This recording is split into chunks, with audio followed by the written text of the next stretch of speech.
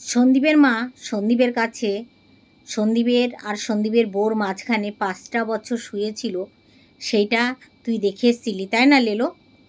তুই দিন রাত তোর ছেলেকে নিয়ে শুয়ে থাকছিস, সেটা আগে বল না। যে আমি দিন রাত আমার ছেলেকে নিয়ে শুয়ে থাকছি সেটা বল। কেন সন্দীপের পিন্ডিটা চটকাচ্ছিস? তুই দেখে এসছিলি যে সন্দীপের মা সন্দীপের বউকে নিয়ে মাকে নিয়ে শুয়ে থাকে? এ জানোয়ার, তোকে আমি বলেছি না নেক্সট ভিডিওতে তোকে আমি সেইভাবে বলবো, কেননা তুই ভদ্র কথা শুনতে ভালোবাসিস না। তোকে যদি এইভাবে কথা বলি তাহলে তুই বেশি খুশি হোস, বুঝতে পেরেছিস? জানোয়ার, অসভ্য, ইডিয়েট একটা মেয়ে ছেলে, নোংরা, ওয়াইটিটাকে নোংরা করছিস তোর মতন মাল, বুঝতে পেরেছিস? জানোয়ার কোথাকার, তোর লজ্জা করে না? তোর লজ্জা করে না? তুই যে দেখে এসছিলি যে সন্দীপের মা সন্দীপের কে বিছানায় 5 বছর নিয়ে শুয়েছিল, তাহলে এখন শয় না কেন এই জানোয়ার? এখন কেন শয় না? হ্যাঁ, এখন কেন শয় না? তো তুই তা আগে বল, তোর মালকিন তার বাপ মার বিছানার মধ্যে কেন ঢুকেছিল, কেন শুয়েছিল, সেই কথাটা বল আগে। এই কথাটাও কিন্তু আমি অনেকবার বলেছি, আবার বলতে বাধ্য করছিস তুই। তার বাপ মা, তার বাপ মাঝে মধ্যে কবে বাড়ি আসতো, সেইখানে তার বাপের মায়ের মধ্যেখানে তোর মালকিন কি করে শুয়েছিল সেটা বল আগে জানোয়ার। হ্যাঁ, মানে তোর স্বপ্ন তুই সন্দীপকে দিয়ে দেখাচ্ছিস? মানে তোর কথাটা বলতে পারছিস না যে আমি আমার ছেলেকে নিয়ে শুয়ে থাকি, আমার তো ভাতারটা নাই, আমার ছেলেকে নিয়ে আমি স্বপ্ন মিটাই, তাই তো, আমার শখটা মিটাই। সেটা আগে বল না। সেটা না বলে কেন সন্দীপের কথা বলছিস? তুই দেখে এসছিলি জানোয়ার, তুই দেখে এসছিলি সন্দীপের মা সন্দীপকে নিয়ে শুয়ে থাকে? তুই দেখে এসছিলি? হ্যাঁ, তোর লজ্জা করে না? বুড়ি খুশনি হাতি, চুলগুলো তো সব সাদা হয়ে গেছে, তবু এরকম এরকম কথা বলিস, তোর লজ্জা করে না? তোর লজ্জা করে না? তো তোর মালকিনও তো শুয়েছিল তার বাপ মার বিছানার মধ্যে, কেন শুয়েছিল? আর তোর মালকিনে সুরসুর করছিল বাপের কাছে শোয়ার জন্য? হ্যাঁ, যেরকম ভাষা তুই দিবি সেরকম ভাষা আমি দেব। তোর মালকিনের শোয়ার জন্য সুরসুর করছিল বাপের বিছানায়? কেন রে জানোয়ার? আছে তোর মুখে কথা? আছে? নাই না? বলার ক্ষমতা নাই না? জানোয়ার কোথাকার। তোর মালকিনের বাড়ির মতন সন্দীপদের বাড়ি? হ্যাঁ, সন্দীপের মার কারোর সঙ্গে পালিয়ে গেছে? সন্দীপের বাপ বুড়ো বয়সে আর একটা ঢেমনি নিয়ে সংসার করছে? ঝামেলা কার না সংসার হয়? প্রত্যেকটা সংসারে হয়। তারা নিজের বাড়িতে থাকে, পালিয়ে চলে যায় না। তোর মালকিনের বাপ কেন চলে গেছে? তোর মালকিনের বাপ যখন মাটনটা নিয়ে আসলো তো দেখানোর ক্ষমতা হলো না কেন? তোর না তোর মালকিন দেখালো, না তোর মালকিনের মা দেখালো, কেন রে? কেন দেখাতে পারলো না? হ্যাঁ, মানে একটা ভাওতাবাজি।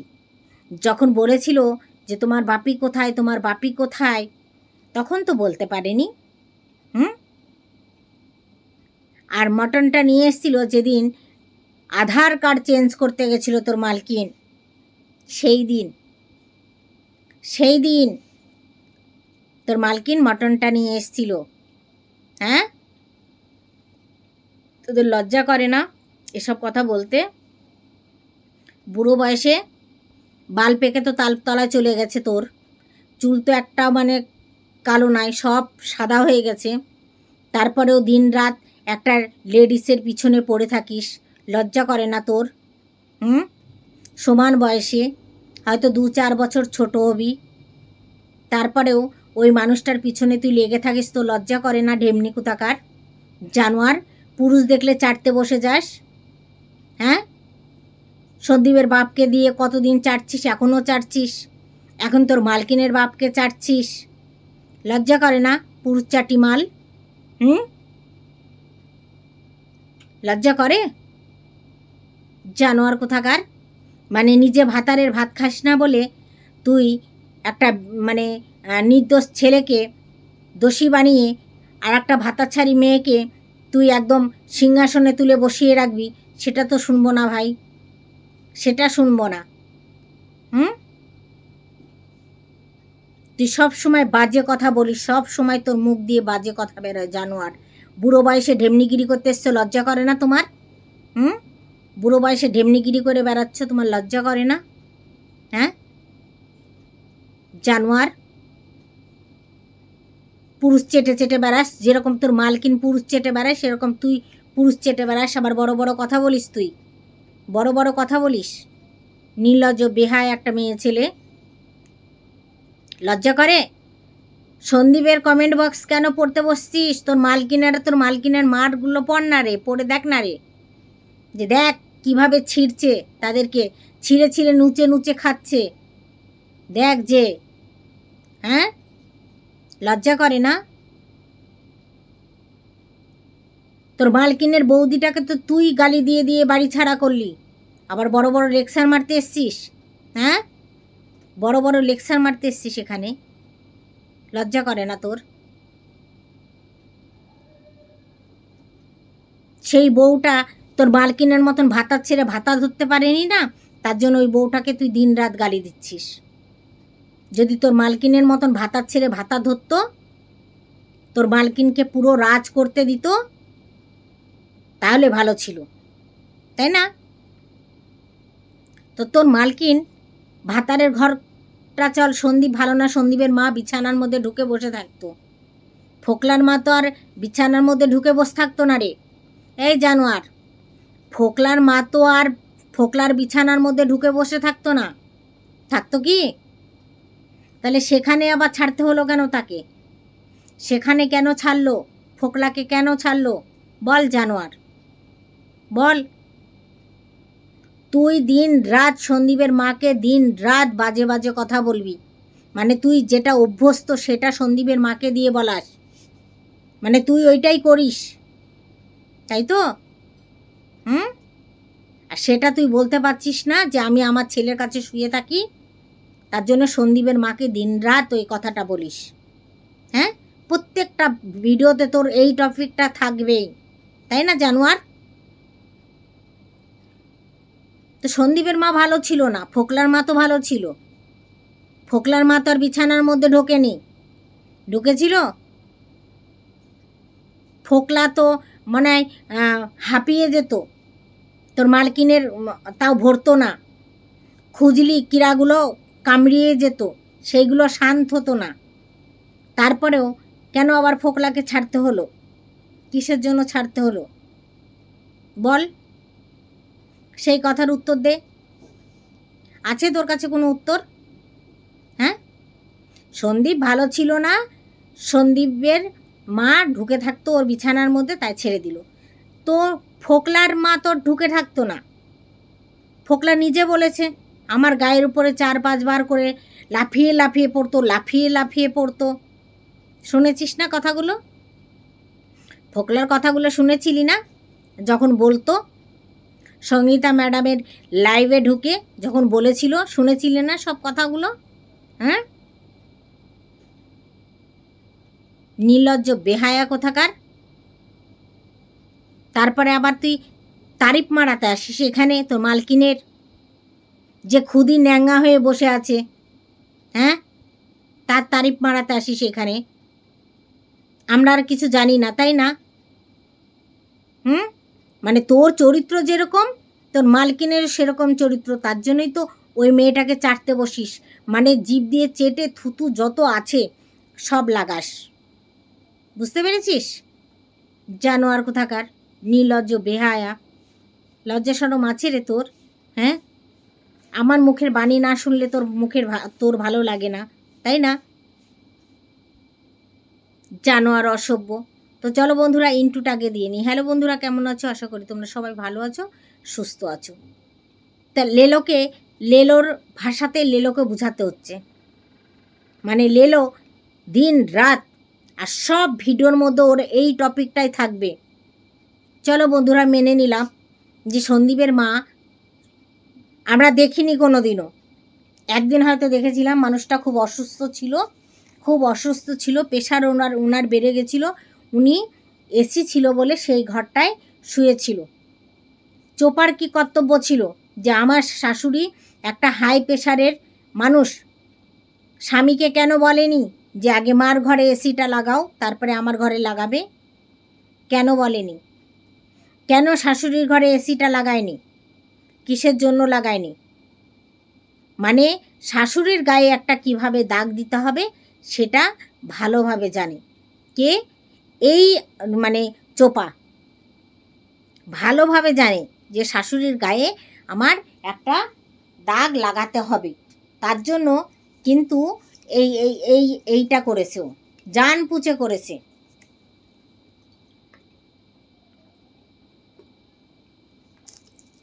বুঝতে পেরেছ? তো চলো বন্ধুরা, সন্দীপের মা একদিন শুয়েছে, বেচারি অসুস্থ ছিল তাই শুয়েছিল। আমরাও দেখেছি সেটা, যে উনি হাই প্রেশার, ওনার প্রেশারটা খুব বেড়ে গেছিলো, তার জন্য কিন্তু তাকে তার এসি দরকার ছিল, হয়তো খুব গরম ছিল, তার জন্য সে ছেলের বিছানায় গিয়ে, বৌমার বিছানায় গিয়ে একটু শুয়েছিল, মানলাম, ঠিক আছে। তাহলে চোপার বাবা কবে একদিন ছুটি পায় সেই দিন আসে, তাই তো বন্ধুরা? সেই দিন আসে। তাহলে চোপা একটা মেয়ে হয়ে বাবা মার বিছানার মধ্যে কি করে গিয়ে শুয়েছিল? সেইটা নিয়ে লেলোর মুখে কোনো কথা আছে? আছে? নাই। হ্যাঁ, সেটা নিয়ে কথা বলবে না তো। ও জানে যে এটা নিয়ে কথা আমি বলতে পারবো না, তার জন্য বলছে না। বুঝতে পারছো? আর ফোকলা উপরে থাকতো, ওর বাবা মা নিচে থাকতো, তাহলে ফোকলার বাবা মা তো আর যে কোনো একজন তো আর ফোকলার বিছানায় যেয়ে শয়নি, তাহলে ফোকলাকে কেন ওকে ছাড়তে হলো? টাকা সবাই খাচ্ছে, আজকে মা খাচ্ছে, বাবা খাচ্ছে, দাদা খাচ্ছে, খাচ্ছে না? সেখানে ফোকলাও খেয়েছে। টাকা ইনকাম করলে টাকা যে শুধু নিজেই মানে আমি ইনকাম করব, আমিই রাখবো, আমার ব্যাংক ব্যালেন্স থাকবে, সেটা তো সম্ভব না। আমার টাকাটাও নিশ্চয়ই খরচই হবে। যখন ফোকলা দেখেছিল যে এ তো ওর বাবার বাড়িতে সব টাকা দিয়ে দিচ্ছে, মানে সেই নাই ঘরে খায় বেশি, ভাঙা ঘরে ঘুম বেশি, ওর মার স্বামী ইনকাম করে 12,000 টাকা, 15,000 টাকা, কিন্তু মায়ের বিলাসিতা তো অনেক বড় বড় স্বপ্ন, আর সেই স্বপ্নের জন্যে কিন্তু এই ফোকলার সঙ্গে ওর মেয়ের বিয়ে দেয়া। একটা দুধের বাচ্চা তখন চিন্তা করেনি অমাবস্যা যে আমার একটা দুধের নাতি আছে আমার ঘরে, মেয়েকে নিয়ে বসিয়ে দিয়েছে বিয়ের ফ্রিতে, বিয়ে করো, সংসার করো, আর কামাও আর আমাকে দাও, আমি শখগুলো পূরণ করি, তাই তো? আমি শখগুলো পূরণ করি। তারপরে তাহলে সেইখানে তো ফোকলার মা শুতে যায়নি। এই লেলো, দেখেছিস ফোকলার মাকে শুতে যেতে? দেখেছিস? বলে দে। হ্যাঁ, তারপরেও ফোকলার মতন স্বামীকে কেন ছাড়তে হলো? অনেক আশা আকাঙ্ক্ষা, অনেক কিছু, অনেক মনের নিয়ে গেছিল ফোকলার কাছে। হ্যাঁ, তো সেই স্বামীকে কেন ছাড়তে হলো? কিসের জন্য ছাড়তে হলো সেই স্বামীকে?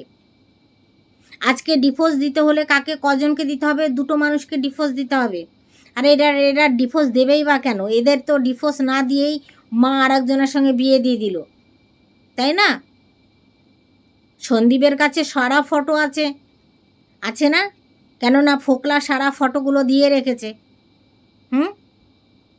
সারা ফটোগুলো সবাই দেখেছি আমরা। আরে লেলো, তুই দেখিসনি যে বিয়ে হচ্ছিল? দেখিসনি তুই ফটোগুলো? হ্যাঁ, সবার কাছে এই ফটো আছে। তারপর তুই দেখতে পেলি না এই ফটোগুলো? জানোয়ার, কত বড় নির্লজ্জ বেহায়া বল তুই। তাহলে এত যখন সন্দীপরা খারাপই ছিল, তা 5টা বছর কি তোর মালকিন ওখানে গার মারাচ্ছিল? মুখের ভাষাটা খারাপ করলাম বন্ধুরা, কিছু মনে করো না। মানে এরকম জানোয়ারকে বলতে হলে এরকম ভাষা দিতে হবে, নাহলে এরা বুঝবে না, এরা ভদ্র ভাষা বোঝে না। তোর মালকিন ওখানে গার মারাচ্ছিল 5 বছর, কেন ছিল? কেন? ততদিন কেউ মুখে মুতেনি তোর মালকিনের। যেই ফোকলা মুতেছে অমনি তার মা বের করে নিয়ে এসে, যার বাড়ি সোনা দানা সব বের করে নিয়ে এসে ফোকলার সঙ্গে বিয়ে দিয়ে দিয়েছিল। হ্যাঁ, লজ্জা করে না এসব কথা?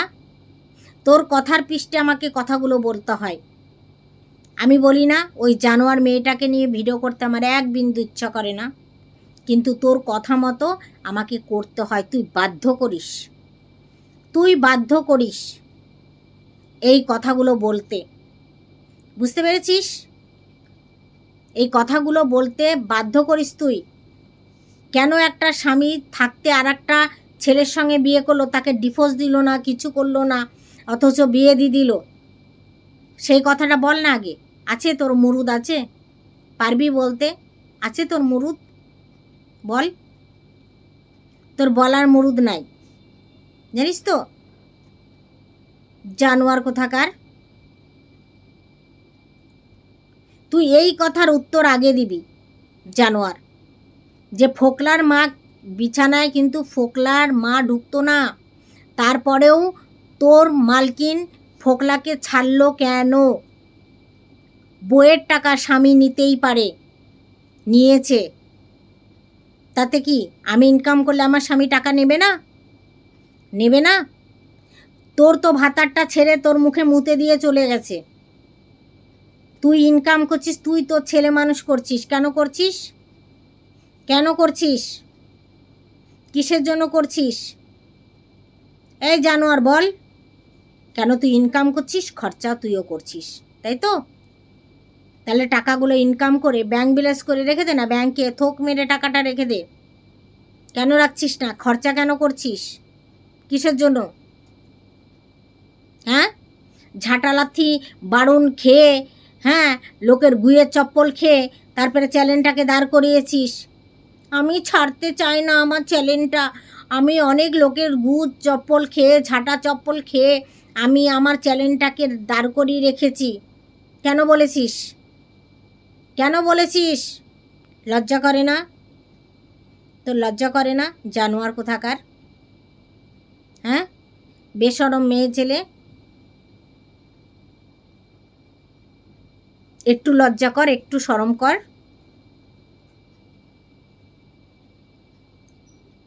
নিজের ছেলের ভাবনাটা আগে ভাব।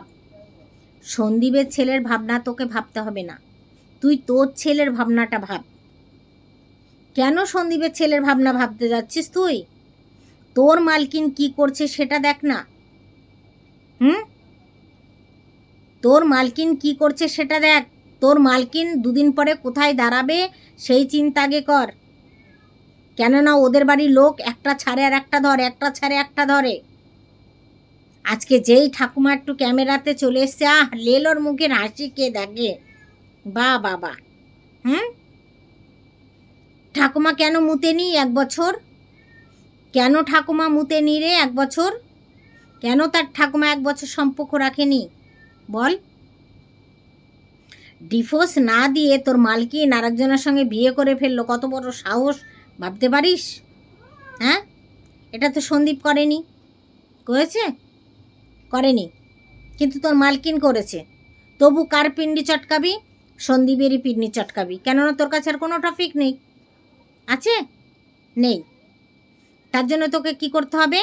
সন্দীপের পিন্ডি তোকে চটকাতে হবে, তাই না? তারপরে দুটো অন্ন তুই খেতে পাবি। তা তো ভাত জোটে কি জোটে না কপালে জানি না। যেদিন দুটো ভাত রান্না করিস সেদিন দেখাস যে হ্যাঁ দেখো আমি দুটো ভাত রান্না করেছি, তাই না? অসভ্য জানোয়ার মেয়ে ছেলে, নির্লজ্জ বেহায়া, লজ্জা করে না তোর? হ্যাঁ, এত বলি তারপরেও তো লজ্জা হয় না? বলে গাল গপ্প সার, 1000 টাকা আমার ধার, তাই তো? কত বেশরম তুই বল।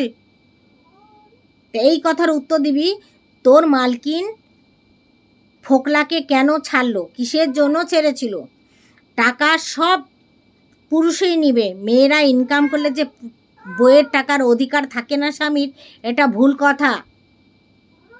স্বামী ইনকাম করলে বইয়ের, বই ইনকাম করলে স্বামীর। আরে তুই কি বুঝবি স্বামী?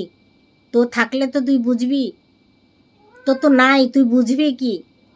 হ্যাঁ, সিঙ্গেল মাদার হয়ে একটা ক্ষুধার খাসি ছেলে ওই চাউমিন ম্যাগি খাইয়ে খাইয়ে রাখছিস, এই তো তোর পরিস্থিতি রে, বুঝতে পারছিস? জানোয়ার কোথাকার।